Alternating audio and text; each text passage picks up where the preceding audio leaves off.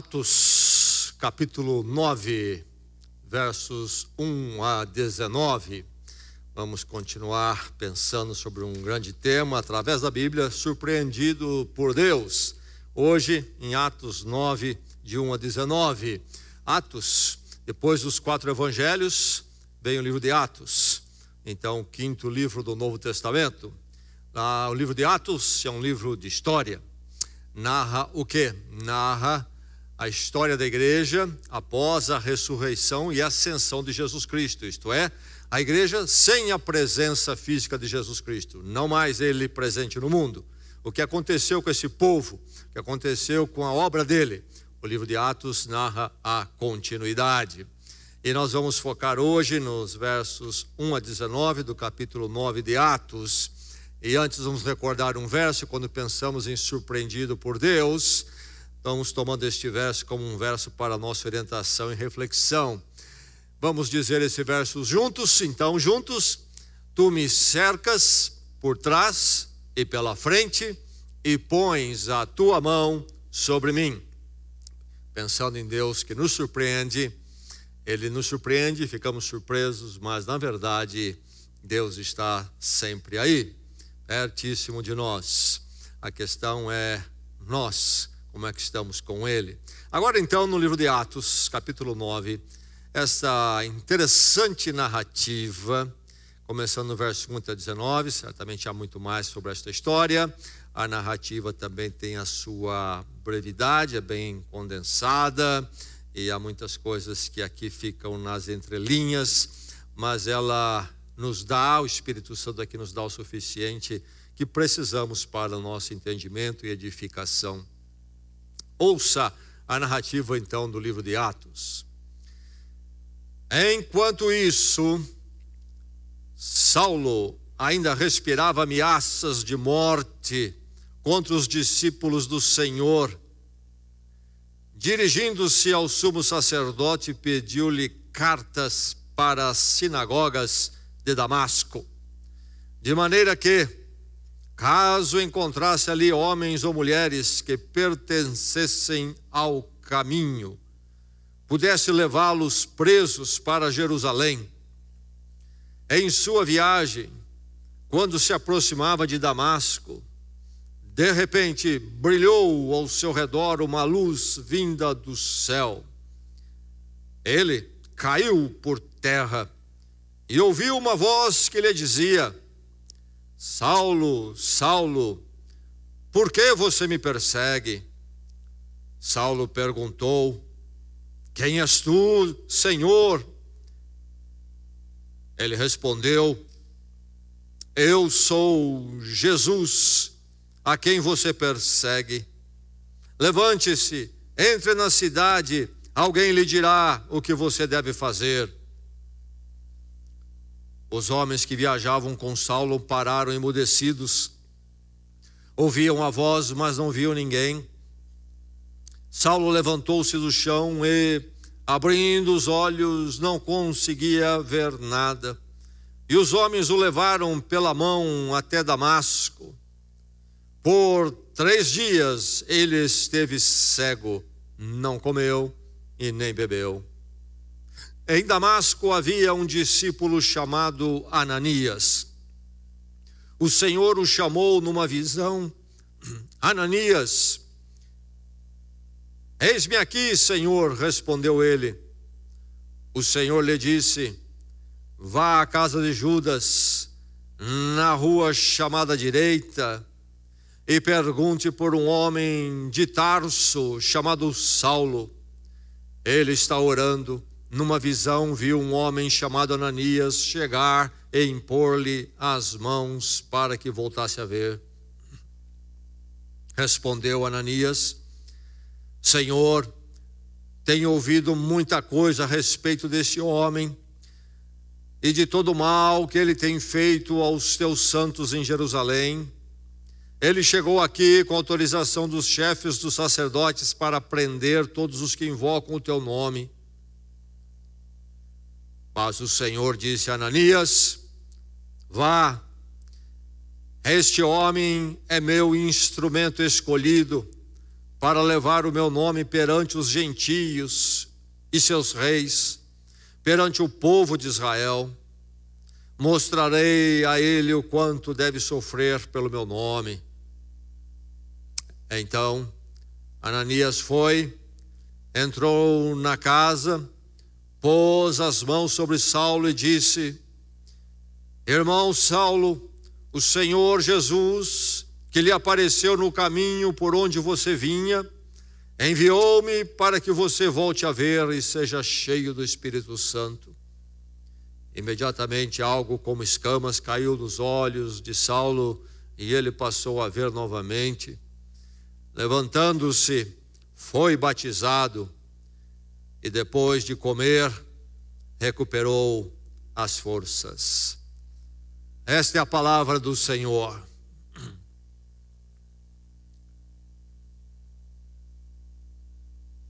Eu já caí diversos tombos. Cair alguns tombos, eu creio que é parte inerente de todo ser humano. E há os tombos que são memoráveis, e eu tenho alguns memoráveis. Eu me lembro de um deles muito bem. Quero lembrar você mais uma vez desse tombo memorável meu. Trabalhando como office boy em São Paulo, dentro do ônibus, passando pela catraca. Naquele tempo havia catraca no fundo do ônibus, onde ficava o cobrador. Passando por ela com minha maleta de documentos, tentando me espremer e sem segurar nas barras. De repente o motorista inventa de dar uma freada brusca. E lá fui eu, esparramar-me pelo corredor do ônibus. Creio que não é muito agradável olhar as pessoas passageiras do ônibus que você nem conhece de baixo para cima e ver tantos olhares olhando para você. Nunca me esqueci, acho que nunca vou me esquecer. Tombo. Nenhum de nós aprecia o tombo. Tombos difíceis, tombos terríveis.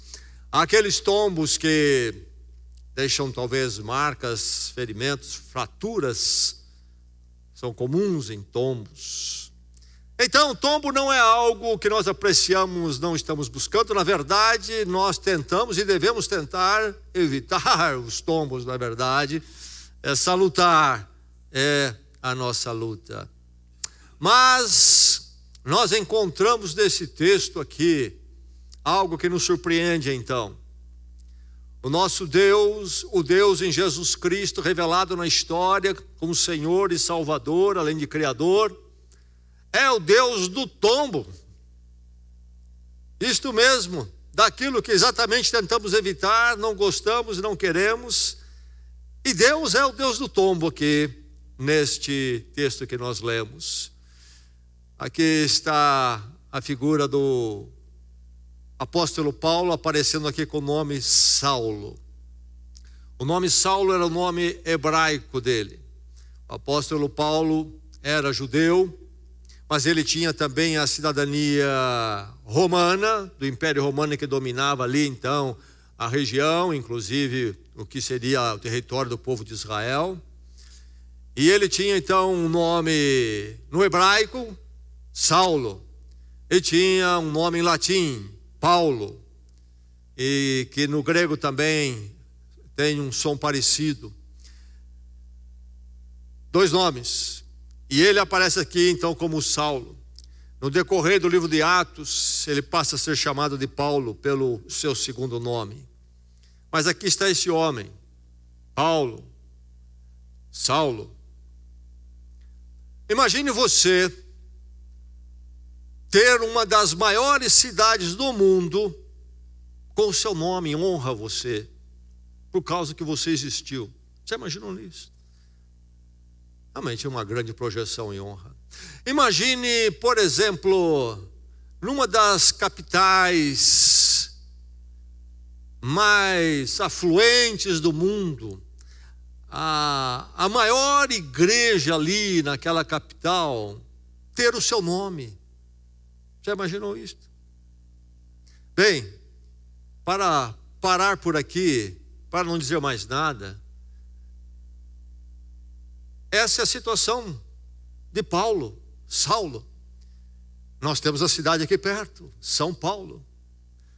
Nós temos a grande igreja catedral em Londres, a igreja de São Paulo. A história do Ocidente, da nossa civilização, foi impactada pelos escritos dele, que está nas Escrituras. Veja só, que este homem tem uma história interessante. Ele vai morrer martirizado, e aí então a sua obra passa a influenciar a história, e ele depois chega aos nossos dias com esses reconhecimentos. Mas como é que começou tudo isso? Começou com um tombo. Um tombo que Deus envia. Esse Deus do tombo encontrou Saulo, encontrou Paulo. E aí nós olhamos esse Deus do tombo chegando à vida dele, e nós notamos algo aqui, um fato: transformação. Aqui nós encontramos o ser transformado pelo Deus do tombo.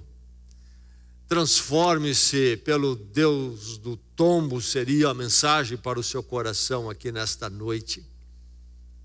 Verifique que você tenha sido transformado pelo Deus do tombo. Você que já tem a convicção, e é verdade na sua vida, que você já foi transformado pelo Deus do tombo, mantenha essa verdade de transformação pelo tombo que Deus envia como uma verdade central no seu coração. Vai ser saúde para você, saúde espiritual. Isto vai mantê-lo forte na caminhada com Deus, nas tentações que rodeiam o seu coração. Transformado pelo Deus do tombo. Aqui vem Deus encontrar esse homem então chamado Saulo. Era um homem de importância em Jerusalém. Saulo teve uma educação privilegiada, primeiro nível em Jerusalém.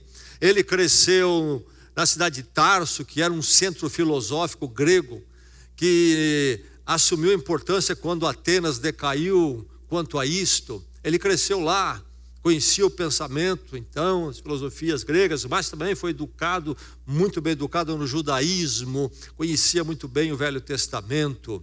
Era um homem que era poliglota. E então é este homem de grande formação e de importância em Jerusalém. Tem uma liderança, não sabemos exatamente qual era o nível de liderança dele especificamente, mas sabemos que era um homem de liderança em Jerusalém e dentro da religião então judaica. E aqui está ele vivo e ativo em toda a sua personalidade, na sua religiosidade, no seu status de liderança. E nós encontramos aqui o que? Um homem equivocado. Em tudo isso ele estava equivocado. Ele passou a perseguir os discípulos de Jesus Cristo. E você deve ter notado aqui que o nome que era dado a eles era aqueles que eram do caminho. Você deve ter notado a nossa leitura. Aqueles que eram do caminho. Os discípulos de Cristo passaram a ser chamados de cristãos mais à frente no livro de Atos, na cidade de Antioquia. E mesmo lá foi dado esse nome para eles, mas com uma conotação tanto jocosa. Eles não adotaram o nome de cristãos. A sociedade que não era cristã passou a chamá-los de cristão, com uma conotação jocosa. Mas eles eram conhecidos como aqueles do caminho. Creio que faz todo sentido, porque nós sabemos que Jesus Cristo disse: eu sou o caminho, a verdade e a vida. É o caminho, não há outro. Nós somos do caminho, que é o único caminho. Enfim, aqui está Paulo perseguindo quem? Aqueles que são do caminho, a igreja de Jesus Cristo. E ele sai de Jerusalém para ir para Damasco. Para fazer o quê? Para ir atrás de cristãos que lá estavam. Talvez foram de Jerusalém para lá. Eles deixaram Jerusalém até em busca, quem sabe, de menos perseguição, porque em Jerusalém a perseguição estava difícil naquele tempo, nesse tempo aqui. E eles foram para Damasco, quem sabe, ou talvez foram por necessidade econômica. Nós sabemos pelo historiador Joséfos, do primeiro século, que havia ali mais ou menos pelo menos 10 mil judeus em Damasco por esse tempo aqui. Então, haviam muitos judeus lá. E os cristãos vão para lá. E lembrando que, nestes dias, a igreja ainda estava restrita ao ambiente judaico. Todo cristão era judeu, que a pregação tinha ficado só no âmbito judaico. Jesus havia ordenado e dito que eles iriam para além. Jesus disse que eles deveriam pregar o evangelho em Jerusalém, Samaria na região, Judeia mais adiante e até os confins da terra. E nós vemos aqui no chamado de Paulo, no fim desse texto, que ele vai ser uma testemunha para gentios, isto é, para quem não é judeu. Então o evangelho há de expandir. Por enquanto não, restrito ao ambiente judaico, basicamente. E Paulo vai perseguir, pede cartas no seu zelo, achando que ele estava fazendo uma grande coisa, que era até a vontade de Deus, na sua tradição religiosa, e querendo ir atrás desses chamados do caminho, para trazê-los preso. Jerusalém até Damasco, mais de 200 quilômetros.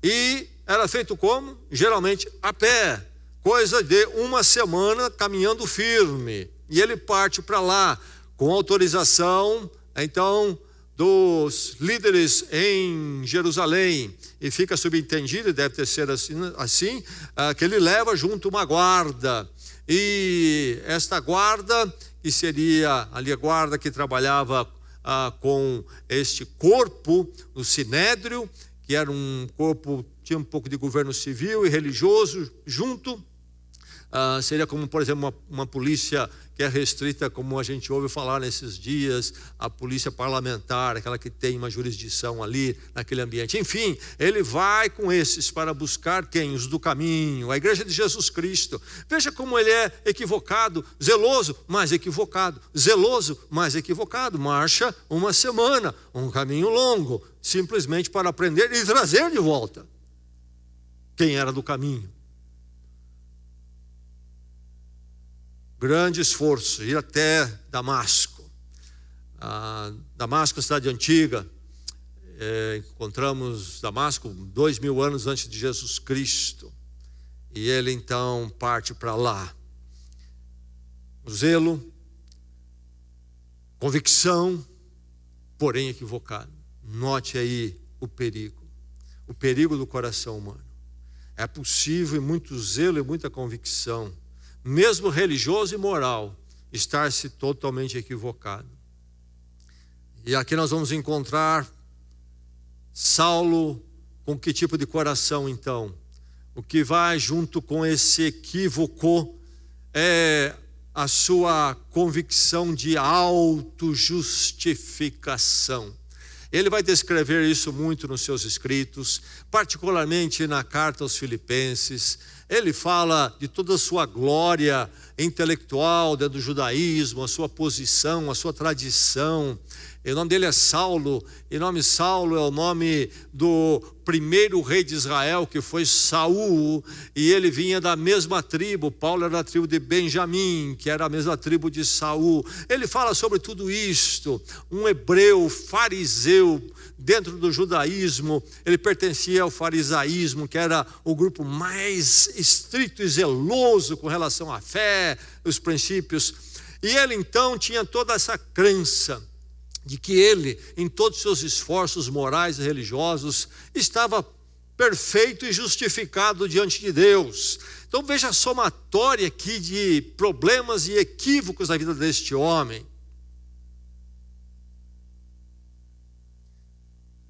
O que nós encontramos aqui é uma arrogância espiritual. Arrogância espiritual. Você conhece alguém arrogante? De vez em quando nós encontramos alguém marcadamente arrogante, e nós poderíamos falar o que denota isso para nós, no exterior da pessoa, no seu comportamento. Outros são arrogantes mais suaves, mais comedidos, mas percebemos uma arrogância mais elegante. Mas isso com relação a certos comportamentos, no relacionamento uns com os outros. Mas eu estou falando, e o que nós temos aqui é arrogância espiritual. E essa daqui, que estava em Paulo, está em todo o ser humano. O ser humano é espiritualmente, marcadamente, irremediavelmente arrogante. Nessas questões da sua convicção mais equivocada, que é longe da palavra de Deus, convicção religiosa, moral, seja lá o que se define como a verdade da vida, é arrogante. Essa autojustificação está profundamente enraizada nesse coração humano. Por isso essa arrogância, eu sei, está tudo certo, eu sei das coisas, está tudo resolvido, estou convicto disto. Como Paulo, todo ser humano é arrogante espiritualmente.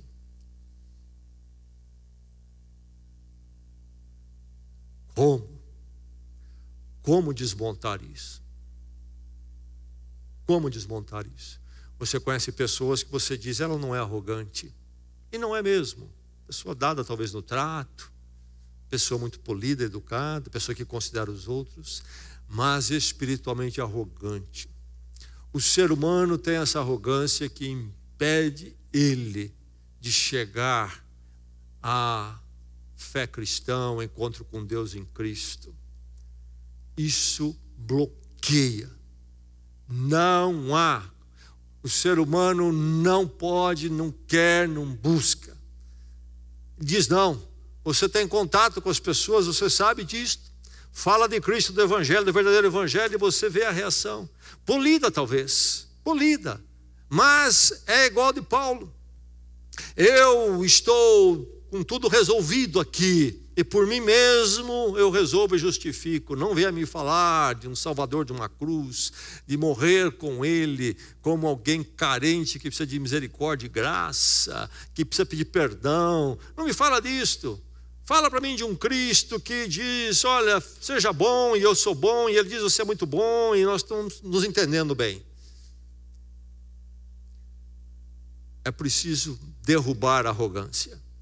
É justamente esse Deus do tombo que pode mudar, porque Ele transforma. Mas Ele começa transformando como?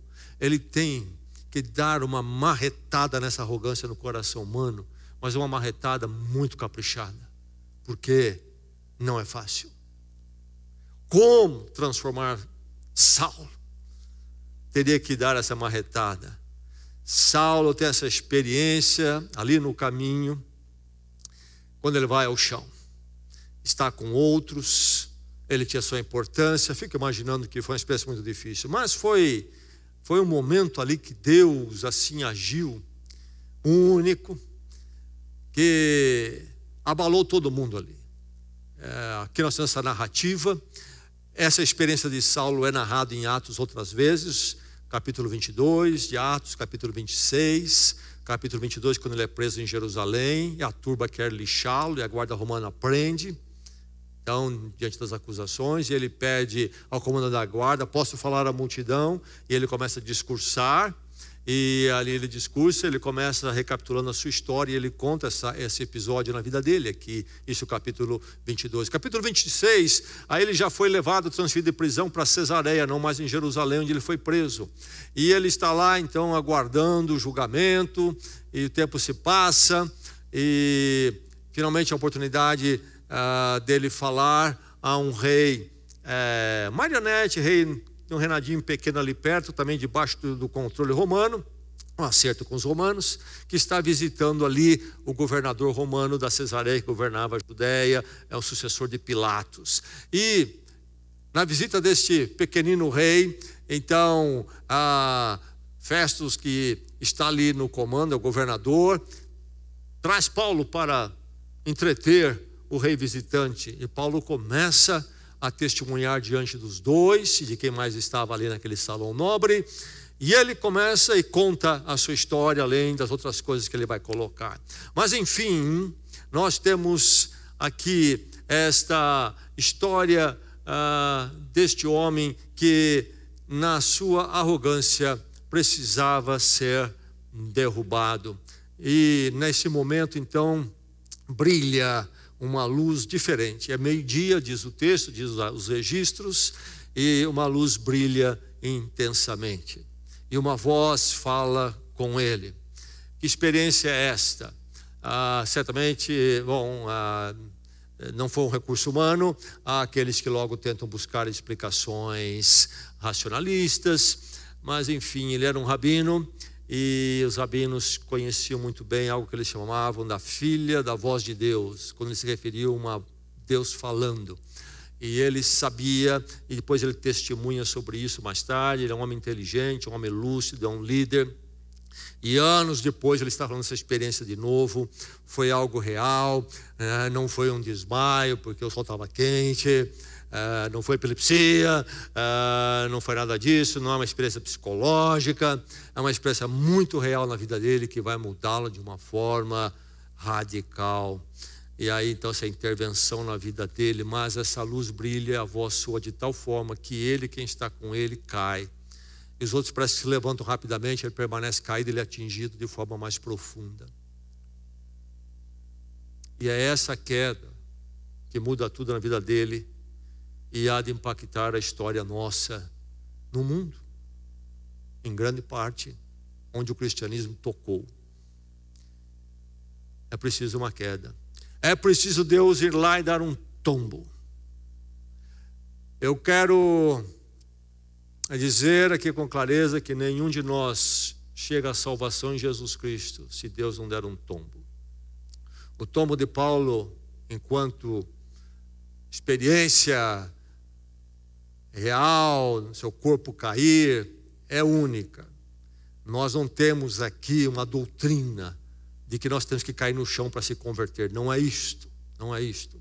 Aliás, esse encontro dele com Cristo era necessário porque o chamado dele era para ser apóstolo. E ele se torna um dos apóstolos, junto com os outros apóstolos. Mas uma condição para ser apóstolo era ter visto Cristo ressurreto. E então, isso aconteceu também para autenticá-lo para aquilo que Deus tinha para ele. Hoje em dia, esta questão aí de apóstolos, pastores se tornam apóstolos, pois está bíblico, isso é uma aberração. Apóstolos foram esses que foram fundamentos da igreja, aqueles que tiveram contato com Jesus Cristo.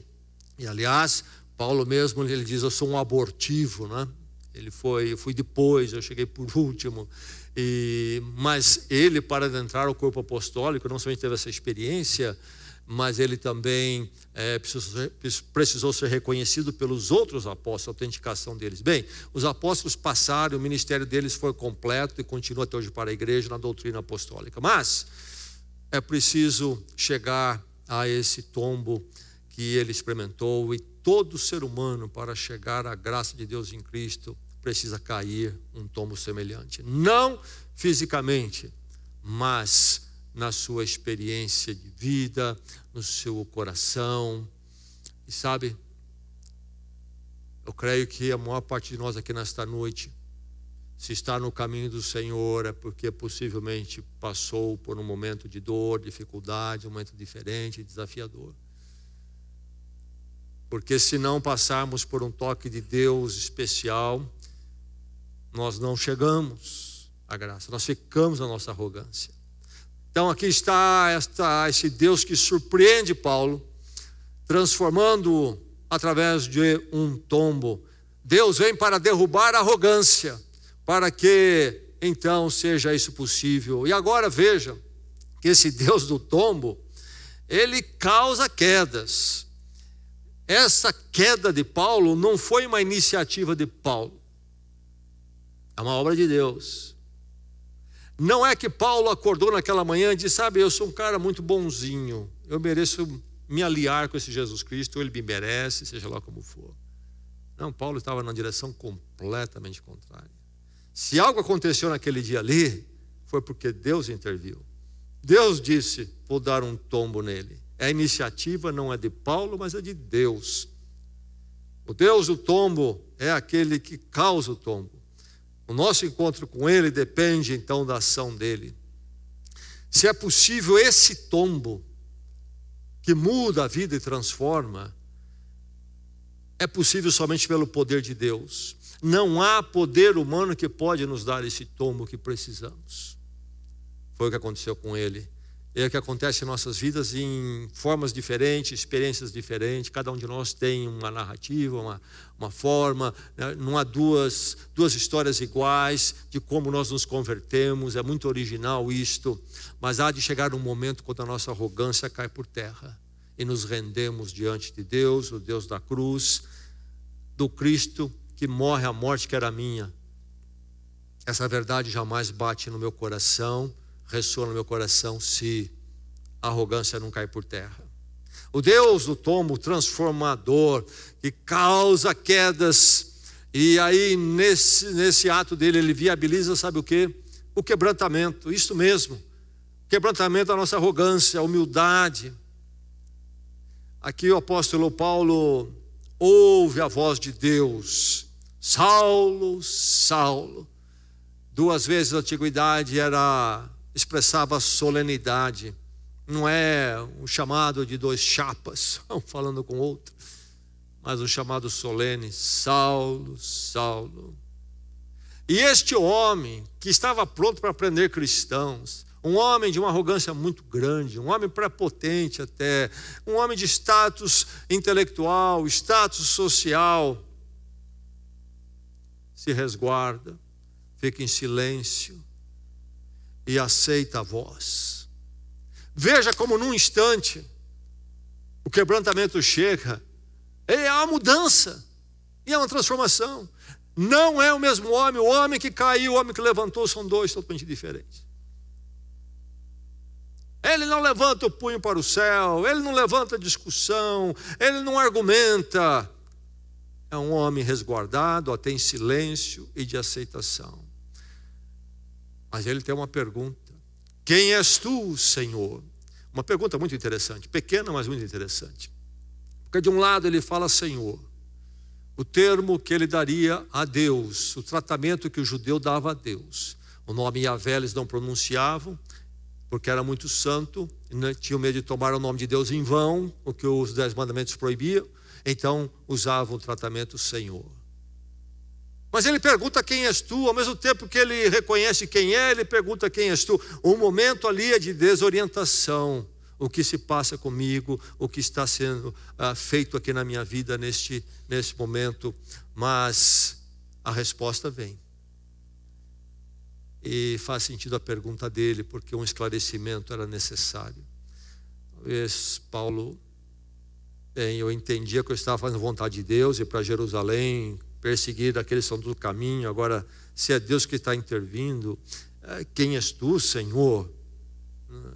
Porque o meu tombo, se eu estou indo para fazer aquilo que eu acho que é o que o Senhor quer que eu faça. Enfim,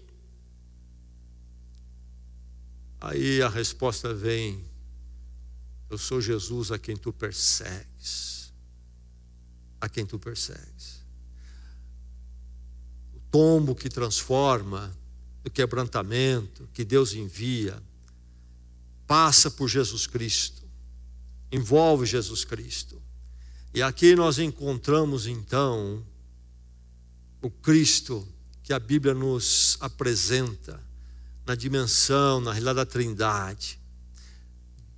Cristo aqui como Deus, mas esse Cristo que foi crucificado e que ressuscitou. E aqui como Deus agindo na vida do apóstolo Paulo.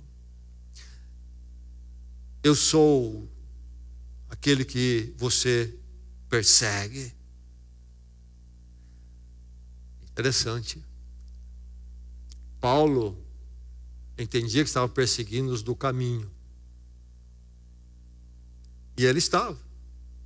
Pessoas que estariam em Damasco, por exemplo. Mas Jesus vem dizer que, na verdade, ele estava perseguindo o Senhor Jesus Cristo.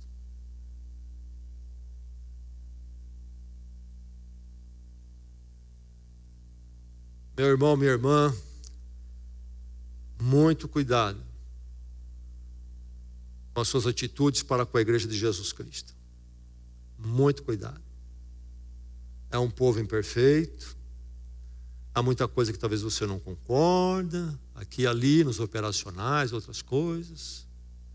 Mas não mexa com a igreja de Jesus Cristo. Quem és tu? Eu sou aquele que você persegue.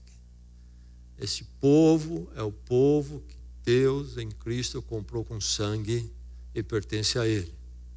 Muito cuidado quando você comenta em relação à igreja, quando você se posiciona em relação à igreja de Cristo. Sim, se a igreja de Jesus Cristo tiver uma falha moral clara e declarada, você deve se levantar, até por amor a Cristo. Se a igreja tiver um desvio doutrinário marcante, claro, sim, você deve se levantar no meio da igreja e denunciar, por amor a Cristo. Mas cuidado com os nossos caprichos, conveniências, interesses, se nós mexermos com a noiva do Senhor. Quem és tu, Senhor? Eu sou aquele que você persegue, mas estou indo para Damasco, pegarás do caminho, exatamente, indo atrás de mim. Atrás de mim. Como precisamos entender a igreja como corpo de Cristo, aquilo que a igreja tem, a sua estruturação conforme a Bíblia, a sua forma de se organizar conforme a Bíblia, de funcionar, que não é o nosso brinquedo para encontrar nossos espaços, fazemos o que nós queremos. Atacarmos, criticarmos levianamente. Aqui está o Deus do tombo, que não somente viabiliza o quebrantamento que eu e você não podemos experimentar, mas também conduz a esta submissão.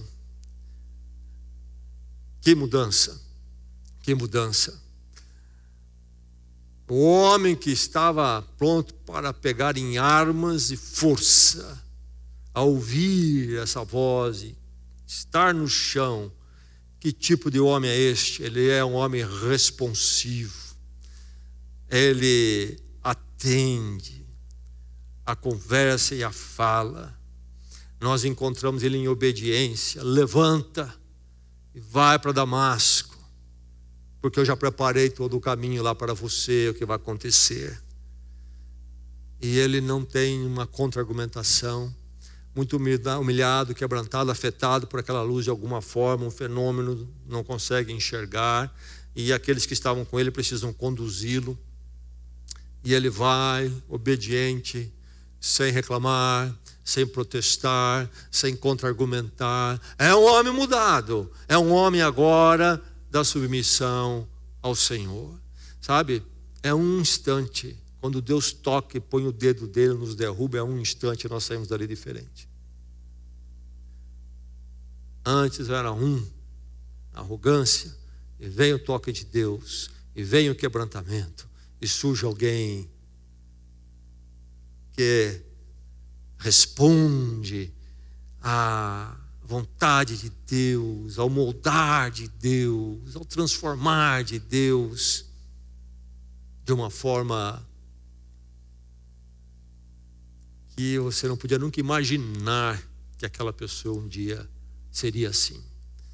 E aí está esta obra de Deus, o Deus do tombo, o Deus do tombo que transforma.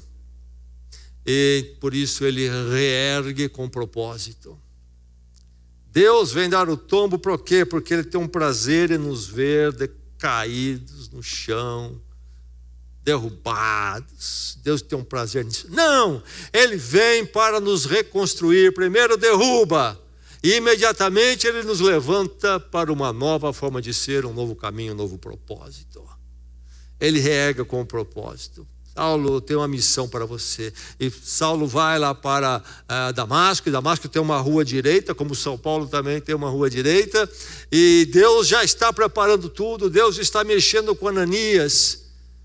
Essas são as coisas que me surpreendem na vida cristã. Não sei se você já andou bastante e amadureceu para ver isso. Com muita coisa você olha, estou fazendo, buscando a vontade de Deus, fazendo isso, mas depois você vai ver que Deus já tinha mexido tantas coisas. Na minha conversão foi assim. Antes eu cheguei à conversão, sim, um dia teve esse momento, quando eu também tive o tombo diante de Deus, eu com lágrimas reconheci meu pecado, minha vida, minha carência diante de Deus, clamei pelo perdão em Jesus Cristo. Mas aí eu olho para trás agora e eu vejo quanta coisa à minha volta que não foi eu que mexi, que Deus mexeu para que eu chegasse àquele momento. Enfim, nosso Deus soberano, Ele conhece os endereços, Ele sabe tudo, e Ele mexe as coisas ali. E para Ananias Deus diz, olha, eu tenho uma missão para ele, eu tenho uma obra para ele tremenda, tremenda. E como foi tremenda a obra de Deus na vida de Paulo. Deus reergue este homem do chão para uma vida agora com propósito, segundo a vontade dele. Não é maravilhoso isso? O Deus do tombo, que derruba-nos a nossa arrogância, é o Deus que nos levanta submissos a Ele e com um chamado, um propósito, na vontade dEle na nossa caminhada. Nós acordamos cada manhã sabendo que Deus tem esse propósito dele nas nossas vidas. Onde nós estamos, Ele nos tem nos colocado, nós ali estamos servindo o Senhor.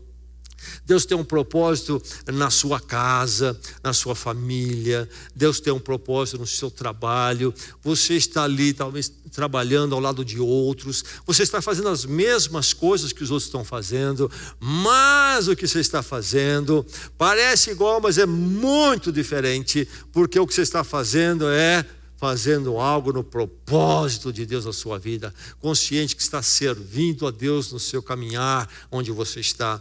Na igreja você tem um propósito. Enfim, a sua vida sai deste vazio, a falta de um propósito transcendente, para ganhar um propósito de Deus trabalhar e usar a sua vida. O Deus do tombo, então, é um Deus maravilhoso. Louvado seja Deus, porque Ele é um Deus do tombo. Louvado seja Deus, porque Ele não nos deixa entregue às nossas arrogâncias equivocadas.